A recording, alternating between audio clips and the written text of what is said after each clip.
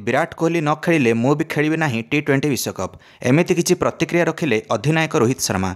कौन पाइना सिलेक्शन कमिटीर बड़ बयान। विराट कोहली को टी20 विश्वकप रे बाद पकाहब एमिति किछि चर्चा चलछि।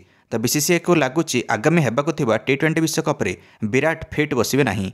कौन पाइना वेस्टइंडीज धीमा पिच रे अथवा स्लो पिच रे विराट कोहली खेली परिबे नाही एमिति किछि भाबुचंती चीफ सिलेक्टर माने। अजित अरकर ए विषय रे विराट सह चर्चा करिवे जे विराट जगह युवा खेलाड़ी को खेला हब।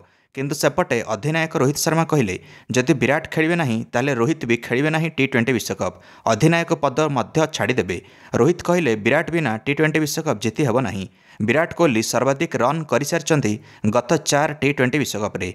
आ chase master Virat Kohli average जदि देखा जाए ताले 2022 टी20 वर्ल्ड कप रे 518 एवरेज रखिले विराट कोहली। गत टी20 विश्वकप रे पाकिस्तान इनिंग्स को देखिनियो जदि विराट उपरे प्रश्न उठुची कहिचंती अधिनायक रोहित शर्मा। से इनिंग्स को कहीं भूली परिबे नाही। 8 बॉल 28 रन भारत को हारिथिया मैच जिताइथिले विराट। ए पर्यंत 25 इनिंग्स रे 1141 रन करिसंती विराट कोहली 80 उपरे एवरेज। स्ट्राइक रेट होची 131। हाईएस्ट रन 89 नॉट आउट 14 अर्धशतक टी20 वर्ल्ड कप गुड़िक। जदि आईपीएल को दृष्टि रखी सिलेक्शन करा जाउची ताले विराट को आखपाखे कहीं नहांती। विराट कोहली वर्तमान सर्वाधिक रन कर सारी आईपीएल रे आ नंबर 1 रे अछंती 7263 रन सहित। रोहित कहले किछि चर्चा और डिस्कसन दरकार नहीं विराट को चयन को नहीं।